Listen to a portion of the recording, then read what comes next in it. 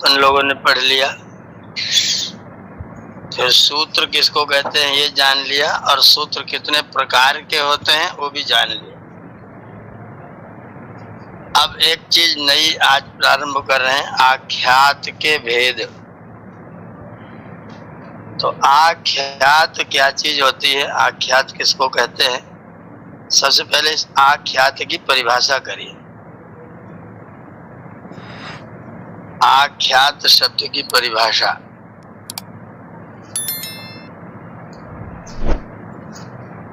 आ धन ख्या धन ता, आ धन ख्या धन ता,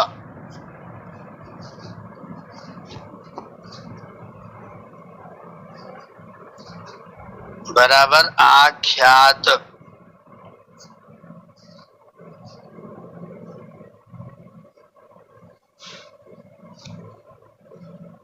इसकी परिभाषा करिए, जिन शब्दों के उच्चारण करने पर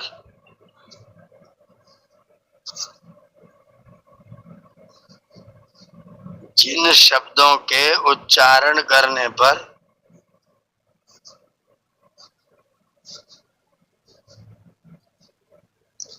किसी क्रिया का होना, किसी क्रिया का होना ज्ञात होता है,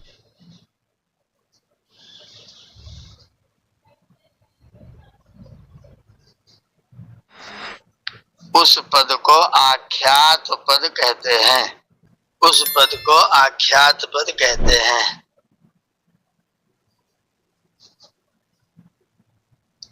मैंने निरुक्त का एक सूत्र भेजा है ग्रुप में, भाव प्रधानम आख्यातम। इसको भी नोट कर लीजिए, वहीं सामने ही परिभाषा के बाद में ही, भाव प्रधानम आख्यातम।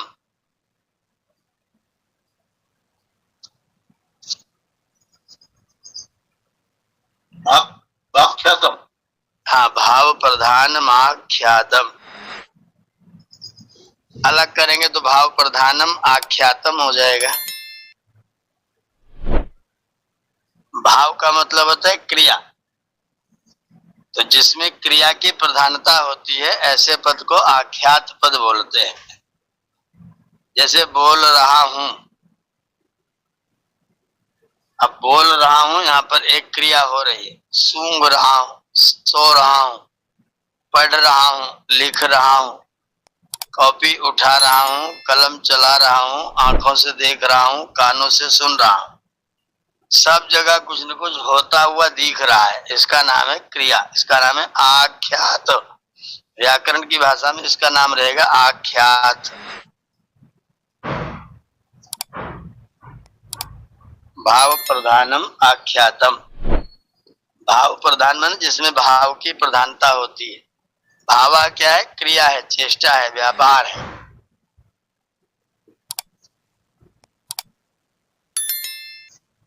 उसका नाम है आख्यात।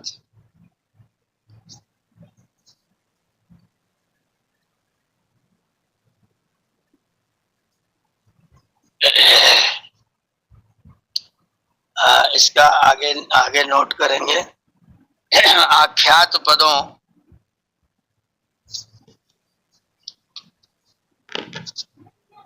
आख्यात पदों का प्रयोग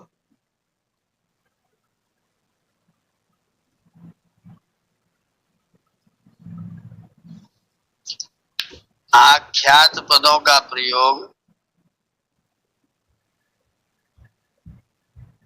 पुरुष और वचन के आधार पर होता है। पुरुष और वचन के आधार पर होता है।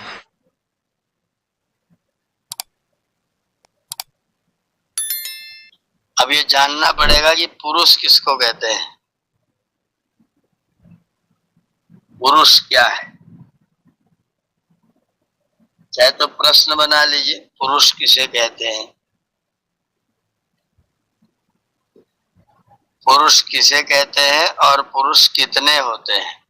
जी आचार्य जी, पुरुष किसे कहते हैं और पुरुष कितने होते हैं? पुरुष कितने होते हैं, पुरुष शब्द जीवात्मा का वाचक है। पुरुष शब्द जीवात्मा का वाचक है।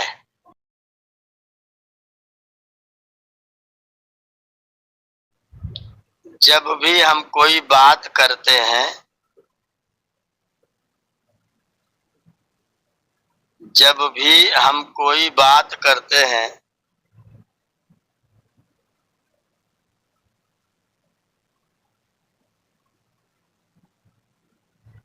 तो हमें 3 वस्तुओं की आवश्यकता होती है। जब भी हम कोई बात करते हैं तो हमको 3 वस्तुओं की आवश्यकता होती है।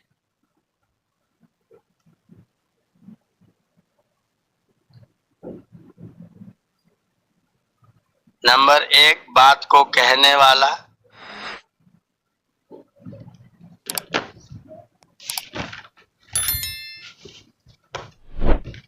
पहला क्रम क्या है? बात को कहने वाला।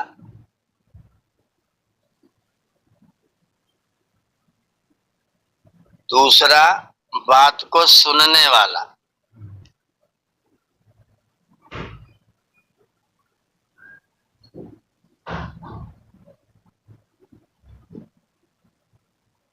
और तीसरा, बात का विषय।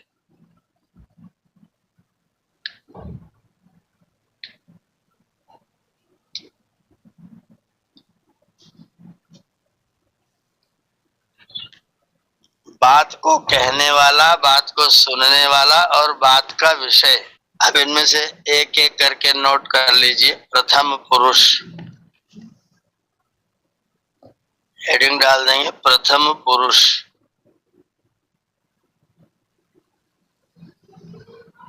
आचार्य जी, सूत्रों में जब हम पढ़ते हैं तो सूत्रों में पुरुष का उल्लेख नहीं है, सिर्फ प्रथम और मध्यम और उत्तम का उल्लेख है। हाँ, इसीलिए नहीं है क्योंकि किसी को क्यों कहा जाए, जो जो बात करेगा, जो सुनेगा वो पुरुष ही होगा। जहाँ जीव नहीं होगा वो कैसे आपकी बात सुनेगा, कैसे कुछ कहेगा? जी। कहने सुनने के लिए हमारी आवश्यकता है, पुरुष की आवश्यकता है।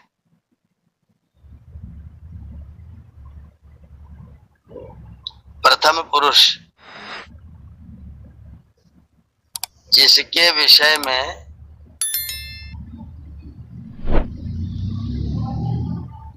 विषय में बात कही जाती है,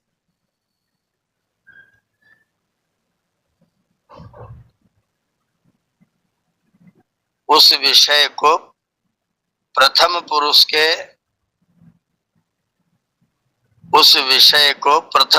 के रूप में प्रयोग किया जाता है।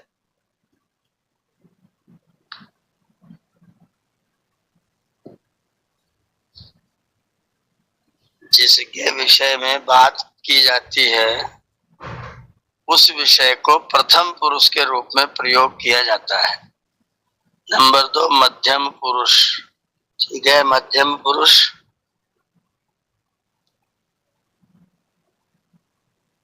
जो उस बात को सुनता है,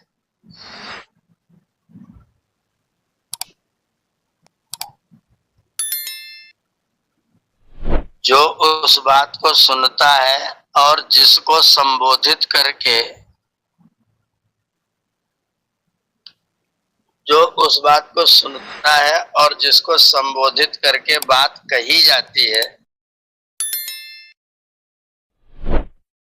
जिसको संबोधित करके बात कही जाती है, उसे मध्यम पुरुष कहते हैं। नंबर 3, उत्तम पुरुष। उत्तम पुरुष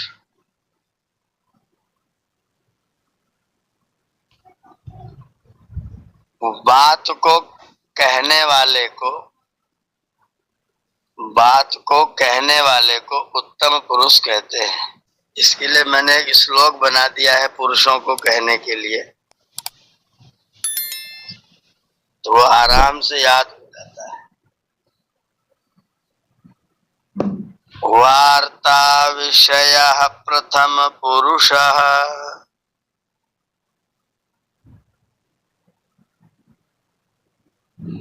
नोट कर सकते हैं लोग, या मैं लिख के भेज दूं?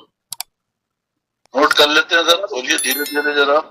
वार्ता विषयः प्रथम पुरुषः। लिख के भेज दे तो ज्यादा अच्छा होगा, कुछ गलतियां नहीं होंगी। मैं लिख भी दे रहा हूँ और बोल भी दे रहा हूँ। जी बोलिए मुनि जी बोलिए। वार्ता विषयः प्रथम पुरुषः प्रथम पुरुषः। वार्ता विषयः प्रथम पुरुषः।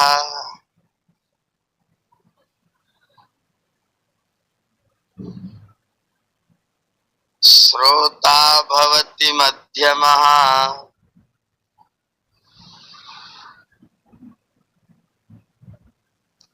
श्रोता भवति मध्यमः।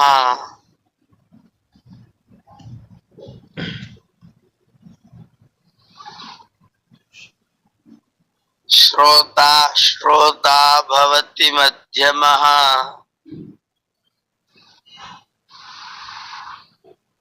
वक्ता तु उत्तमः प्रोक्तः।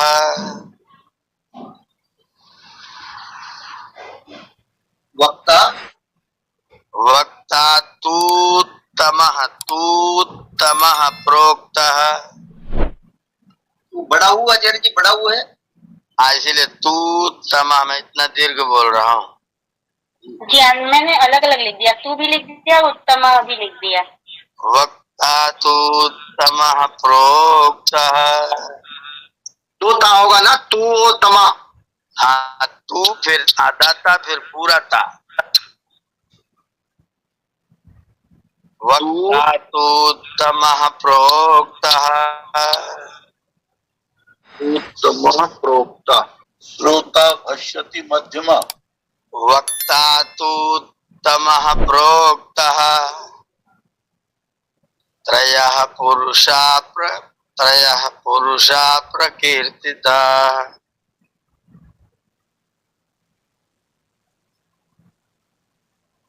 त्रयः पुरुषा प्रकीर्तिताः। वार्ता विषयः प्रथम पुरुषः। श्रोता भवति मध्यमः। वक्ता तु उत्तमः प्रोक्तः। त्रयः पुरुषा प्रकीर्तिताः। बढ़िया प्रकीर्तिता हमें जी लास्ट में प्रकीर्तिता में आ की मात्रा है। प्रकीर्तिता दीर्घ रहेगा। जी जी स्वामी जी आप ये लिख के भी भेजेंगे ना? भेज दिया ग्रुप में आ गया, देख लीजिए। अच्छा धन्यवाद। वार्ता विषयः प्रथम पुरुषः। श्रोता भवति मध्यमः। वक्ता तु उत्तमः प्रोक्तः। त्रयः पुरुषा प्रकीर्तिताः। वार्ता विषयः प्रथम पुरुषः। श्रोता भवतु मध्यमः। वक्ता तु उत्तमः प्रोक्तः। त्रयः पुरुषा प्रकीर्तिताः। बहुत सुंदर। आचार्य जी आपने पुरुषा पे विसर्ग नहीं लगाया और मैंने तो पुरुषा पे विसर्ग लगा दिया है। आपने ठीक किया, मैंने गलती करी। जी धन्यवाद। वो मैंने उसको छोड़ दिया था उपद मानीय के लिए। जी तो उपद मानीय का निशान भी बनाना पड़ता है ना, ऐसे वो अर्ध चंद्राकार। वो इसमें है नहीं तो मोबाइल में वो व्यवस्था नहीं है। अब मैं उसको बनाना चाह रहा था उपद मानीय। जी फोन में नहीं बन पाएगा, वो तो पेन से ही बन पाएगा। तो इसीलिए वो छूट गया। कहाँ पे लगाना है जी? पुरुषाह के बाद में विसर्ग लगा दीजिएगा। दूसरी लाइन में ना, जो आखिर में पुरुषा है। हाँ जी वहां पर लग जाएगा। तो समझ में आ गई बात। जो बात का विषय है वो प्रथम पुरुष है, जो बात को सुनेगा वो मध्यम पुरुष है, और जो बात को कहेगा वो उत्तम पुरुष है। ये हमारी संस्कृत भाषा में है। अंग्रेजी भाषा में प्रथम पुरुष को थर्ड पर्सन कहा है। अंग्रेज हमको थर्ड पर्सन मानते हैं, अपने को फर्स्ट मानते हैं। अपने आप को फर्स्ट मानते हैं, दूसरों को मध्यम मानते हैं, सेकंड मानते हैं, और प्रथम पुरुष को थर्ड पुरुष कहते हैं, तीसरा पुरुष कहते हैं, या अन्य पुरुष कहते हैं। हाँ आचार्य जी, यही होता है। जैसे मैंने आपसे जयप्रकाश भाई साहब के बारे में बात की, तो जयप्रकाश भाई साहब थर्ड पुरुष हो गए ना? हाँ, वो थर्ड पुरुष, थर्ड पर्सन, थर्ड पर्सन हो गए, ऐसा है। अंग्रेजी में थर्ड पर्सन है, पर हमारे यहाँ तो प्रथम पुरुष है जी। और आप प्रथम पुरुष है, इसीलिए मैं उत्तम पुरुष हूँ। जो व्यक्ति अपने जीवन में दूसरों को पहले नंबर पर रखेगा वो उत्तम पुरुष है, और जो अपने को पहले नंबर पर रखेगा वो अधम है। तो अंग्रेज लोग जो हैं वो दूसरों को थर्ड पर्सन करते हैं, अपने को फर्स्ट पर्सन बना लेते हैं। वहाँ फर्स्ट पर्सन में आई और वी है, सेकंड पर्सन में यू है, और थर्ड पर्सन में ही, सी, इट, दे एंड अदर्स है। मतलब दूसरे सब लोग थर्ड पर्सन है। हाँ जी, तो बात को कहने वाला क्या होगा? वो प्रथम पुरुष होगा ना? उत्तम पुरुष, उत्तम, ओ, संस्कृत अच्छा, में उत्तम पुरुष वो है। उत्तम पुरुष है। संस्कृत में उत्तम पुरुष है, और वो उत्तम इसीलिए है क्योंकि सबको पहले नंबर पर, सबको पहला स्थान देता है। जो दूसरों को पहला स्थान देगा वो उत्तम पुरुष है। जी, हमारी त्याग वाली संस्कृति है ना, इसलिए हम ऐसा करते हैं। उनकी भोग वाली संस्कृति है, इसलिए वो अपने को प्रथम पे रखते हैं। उनकी संस्कृति नहीं अर्चना जी, उनकी सभ्यता है। जी संस्कृति केवल अपनी है, जी जी। बाकी लोगों के पास में सभ्यता है, बस संस्कृति नहीं है। क्या हम आचार्य जी, फिर वो सभ्यता कहाँ हुई? वो तो असभ्यता हुई हम लोग की लैंग्वेज में। नहीं, वो देखिए सभ्यता जो होती है ना, हाँ सभ्यता जो होती है वो मानित है, मानित, निश्चित नहीं है। जी। और संस्कृति निश्चित है, संस्कृति निश्चित है, सभ्यता मानित है। गुरुकुल में हम लोग कटिवस्त्र पहनते, जो व्यक्ति पैंट पहनेगा वह सभ्य है, और कॉलेज में जो कटिवस्त्र पहनेगा उसे लोग असभ्य कहेंगे। जो कुर्सी मेज पर खाएगा होटल में वो सभ्य है, और जो अपने घर में आसन पर बैठ के खाएगा वो अपने आप को सभ्य कहता है। तो सभ्यताएं जो है वो मानित है, वो निश्चित नहीं है, बदलती रह सकती है, घट जाती है, बढ़ जाती है, बदल सकती है, उसमें परिवर्तन हो सकता है। संस्कृतियां परिवर्तित नहीं होती। जी कुर्ता आचार्य धोती पहनना या पैंट शर्ट पहनना है, सभ्यता है। और दूसरों की सेवा करना, सहयोग करना, सत्कार करना, दूसरों को सुखी करना, दूसरों को अपने से पहले स्थान पर रखना, ये संस्कृति है। वो कभी परिवर्तित नहीं होगी, चाहे कुछ भी हो जाए। और अगर कोई परिवर्तित करेगा तो फिर वो असंस्कृत है, उसी को हम लोग अनार्य बोलते हैं, फिर वो अनार्य हो जाएगा। हिंदी में बदल जाए अनाड़ी हो जाएगा।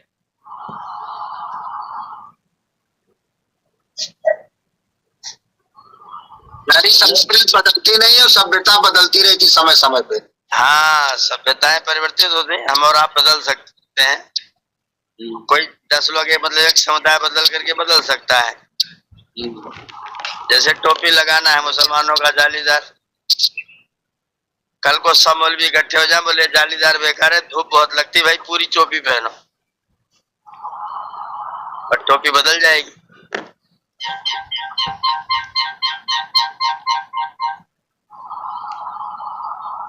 अजय जी, आख्या और त का मतलब नहीं बताया आपने, अलग अलग है आख्यात का जो संधि उच्छेद किया था ना आपने, आ धन क्या जी, धन तर।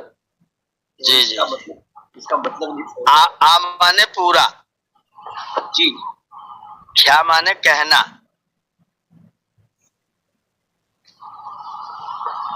ता प्रत्यय भूतकाल को बताता है कि हाँ कह चुके। ठीक है। तो जो पूरी बात को कहता है, जो पूरे तत्व को कह दे, उसी का नाम आख्यात है। जी जैसे मान लीजिए मैंने कहा लड़का, जी आप तुरंत कहेंगे क्या कर रहा है, और आप सीधा बोल दिए मैं भोजन कर रहा हूँ। जी भोजन कर रहा हूँ, जी तो फिर प्रश्न करने की कोई जरूरत नहीं। जी तो जो पूरी बात को एक ही शब्द में कह दे वो आख्यात है, और जिसको दूसरे की जरूरत पड़े वो नाम है। ठीक। सत्यार्थ मुनि क्या कर रहे हैं, तुरंत प्रश्न आएगा क्या कर रहे हैं, क्या करना है। जी और सत्यार्थ मुनि पठति, जी अब कोई शंका नहीं। जी जी जी। तो जो बात को पूरी कर देता है उसका नाम आख्यात है, और जहाँ अपेक्षा रहती है वो नाम है। ठीक है आचार्य जी, जी आचार्य जी, ये हम बोलते हैं ना निपात एका जनांग, तो एका जनांग में जो आंग है वो आंग किसको कह रहा है? उसके उसके 6 अर्थ हैं। जी वो सूत्र आएगा तो चर्चा करेंगे उस पर। आके 6 अर्थ हैं। जी जी। यहाँ ता मैंने क्या बताया मुनि जी, आख्यात का ता? ता जो है भूतकाल का प्रत्यय है, पूर्णता को कहने वाला प्रत्यय है। जिक्ता प्रत्यय होगा ना आचार्य जी, जिक्ता प्रत्यय। कता प्रत्यय, कता प्रत्यय पूर्णता को कहने वाला प्रत्यय है। तो जिसके कहने से पूरा शब्द हो जाता है, पूरा काम हो जाता है, पता चल जाता है, उसका नाम है आख्यात। और बिना उसके जोड़े कभी भी कोई बात पूरी नहीं होगी। पूरी बात तब होगी जब आप कोई क्रिया जोड़ेंगे। तो पूर्णता को कहने वाला प्रत्यय हुआ, वो भी भूतकाल में। हाँ, भूतकाल का कथा प्रत्यय मतलब पूरा पूरा हो गया काम, ये बताता है वो ता प्रत्यय। ये क्या बोला था जी आपने, जिसके कहने से पूरा, जिसके कहने से, जिस शब्द को बोलने से, जिस शब्द को बोलने से पूरे अर्थ की प्रतीति हो जाए,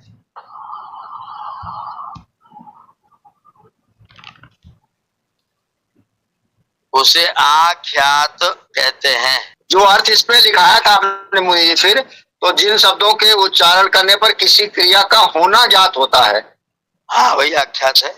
तो हुआ ज्ञात बता रहे ना आप कि होने के बाद। नहीं, वो तो फिर तो आप लकार में जाना पड़ेगा। कुछ हो चुका बताएगा, कुछ होगा बताएगा, कुछ संभावना बताएगा, कुछ आदेश बताएगा। अच्छा, वो अलग अलग, फिर तो लकारों में घुस जाएंगे। मुनि जी, और जो बात को कहने वाला वो उत्तम पुरुष है, बात को सुनने वाला मध्यम पुरुष है। जी जी जी, बात का जो विषय है वो प्रथम पुरुष है। वो प्रथम पुरुष है। जैसे आचार्य जी मैं गच्छामी बोलती हूँ तो भी वाक्य पूरा हो जाता है, क्योंकि हम तो लोग समझ ही जाते हैं। तो गच्छामी हमको कह देता है, कोई जरूरत नहीं। जी जी, और गच्छसी तो हमको कह देता है। बिल्कुल बिल्कुल। कोई कर्ता को बिना बोले भी क्रिया अपने आप में पूर्ण होती है। अब क्रिया नहीं बोलेंगे तो कर्ता का कोई मतलब नहीं होता। वृक्षा किं करोमि, पेड़ है मैं क्या करूं।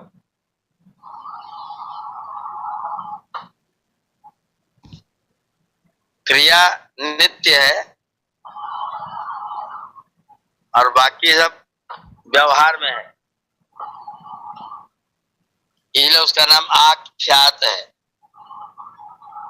यहाँ पर लिखा है पंडित जी ने, जिज्ञासु जी ने, आख्यात के 3 पुरुष होते हैं, प्रथम पुरुष, मध्यम पुरुष, उत्तम पुरुष। जिसके विषय में बात करें वह प्रथम पुरुष, जिससे बात करें वह मध्यम पुरुष, और जो बात करे वह उत्तम पुरुष। इसके आगे इन तीनों के एक वचन, द्विवचन और बहुवचन जाने, वो हम लोग पढ़ चुके हैं। नाम के पक्ष में एक वचन, एक को कहना हो तो एक वचन, 2 को कहना हो तो द्विवचन, और अनेक को कहना हो तो बहुवचन। ये हम लोग पहले भी पढ़ चुके हैं। तो इसका जो रूप चलाते हैं पठति, पठतः, पठन्ति प्रथम पुरुष, पठसि, पठथः, पठथ मध्यम पुरुष, पठामि, पठावः, पठामः उत्तम पुरुष। ऐसी किसी भी क्रिया में रूप वाला कार्यक्रम हम लोग बाद में देखेंगे। फिलहाल इतना जान लीजिए कि 3 पुरुष होते हैं और 3 पुरुषों के, एक बार और नोट कर लीजिए, तीनों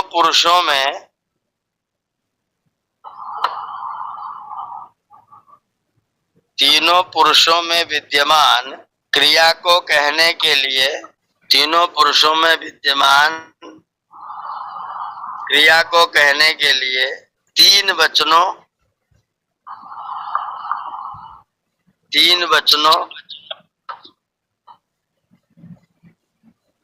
और क्रिया के कर्ताओं की आवश्यकता होती है। 3 वचनों और क्रिया के कर्ताओं की आवश्यकता होती है।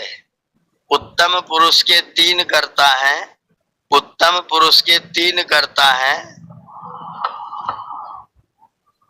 मैं, हम दोनों और हम सब।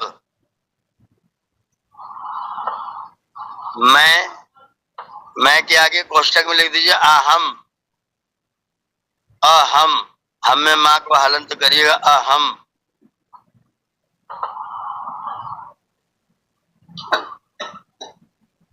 आपने बुंदी लगा के आचार्य जी ऊपर? नहीं, माँ हलंत लिखना है। कभी भी अंत में बिंदी लगा के नहीं लिखेंगे।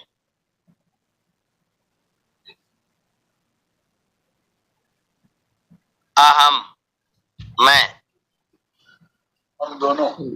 दूसरा करता है हम दोनों, इसको हम बोले आवाम। अहम, द्विवचन में आवाम और बहुवचन में हम सब, वयम, वयम। अच्छा जी, दूसरा आवाम, आवाम जी, हाँ जी, आवाम, आवाम जी जी, ठीक है, धन्यवाद जी। तीसरा आवाम,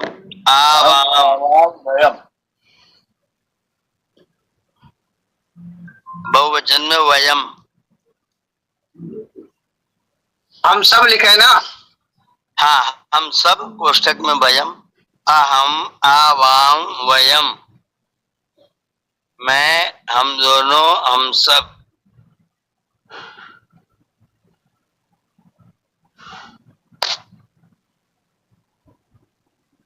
अहम, आवाम, वयम। मध्यम पुरुष के भी 3 कर्ता हैं।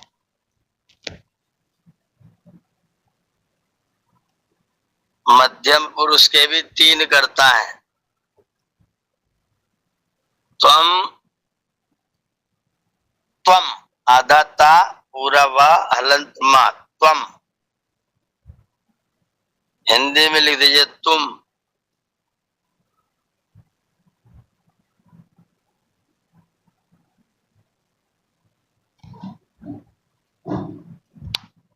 तुम युवाम यूयम।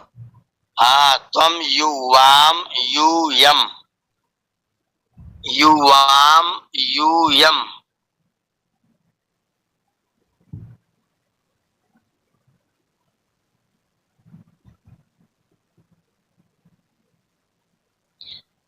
आचार्य जी, मध्यम पुरुष के भी 3 कर्ता हैं। तुम, ब्रैकेट में तू लिखा है, और फिर युवाम, युवाम की यूयम, युवाम, युवाम यूयम। जी जी, धन्यवाद। तुम दोनों, तुम सब। तुम दोनों, तुम सब।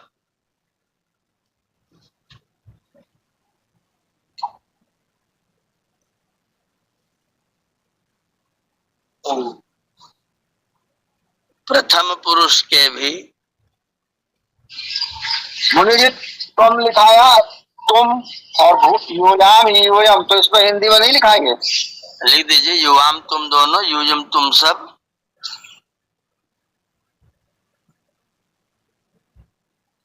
तुम, युवाम तुम दोनों, यूयम तुम सब।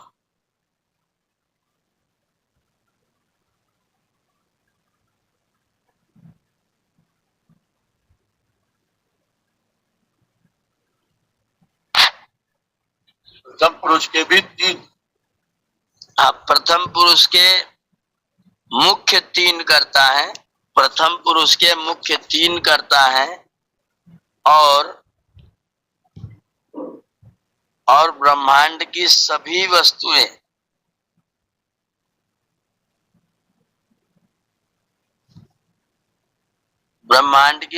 वस्तुएं प्रथम पुरुष की करता है। ब्रह्मांड की सभी वस्तुएं प्रथम पुरुष की करता है।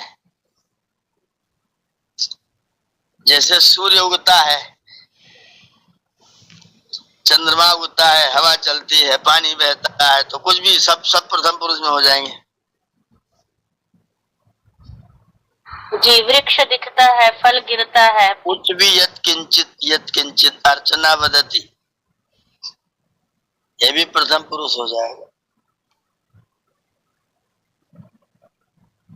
कोई भी व्यक्ति प्रथम पुरुष, कोई वस्तु प्रथम पुरुष हो सकती, क्योंकि बात का विषय कोई भी हो सकता है। और मुख्य कर्ता जो थे वो वे दोनों वे सब मुख्य करता है। वह, इसको कोष्ठक बोले देना सह, विसर्ग सहित स लगा के, दंती स विसर्ग सह, वे दोनों तौ, यहाँ पर डबल ओ की मात्रा तौ, सह तौते, वे दोनों तौ, और वे सब ते। जी, सह तौते साते ताह। हाँ, स्त्रीलिंग लिंग भी बदल जाएगा। जी, वह सत्ते तान। वे दोनों सब। इनमें तीनों ही लिख लीजिए, वो सही रहेगा। सह तौते, सातौते पुल्लिंग, जी, फिर 3 लिखिए साते ताह। हिंदी में वही है, वाह वे दोनों वे सब, लेकिन संस्कृत में बदलेगा। सा ते ता, सा माने वाह, ते माने वे दोनों, ता माने वे सब, स्त्रीलिंग। सा वाह, ते वे दोनों, ताहा वे सब। ता में विसर्ग होगी ना आचार्य जी? हाँ, ता में विसर्ग रहेगा। ये स्त्रीलिंग है। नपुंसक भी इसमें? हाँ, नपुंसक लिंग भी लिखेंगे। नपुंसक हिंदी में वही रहेगा, वाह वे दोनों वे सब, लेकिन संस्कृत में बदलेगा। तत् तत्, उड़ाता फिर हलंत ता, तत्, अर्थ वही है वाह। तत्ते तानि, द्विवचन में वे दोनों, ये भी ते।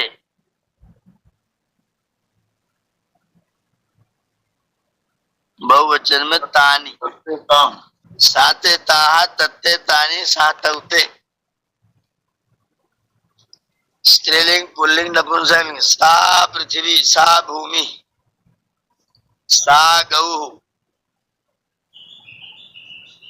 पुल्लिंग में ताम होगा ना आचार्य जी सबका? है वो नपुंसक में तानी, तानी तानी, वे सब तानी, तानी फलानी अत्र संति, वो फल वहां रखे हैं। तत्ते तानी, तत्ते तानी, सातौते साते ताहा तत्ते तानी, वह वे दोनों वे सब। त्वम युवाम यूयम, तुम दोनों तुम सब। अहम आवाम वयम, मैं हम दोनों हम सब। एक बार बोलिए सभी का, दीपक दर्शन जी।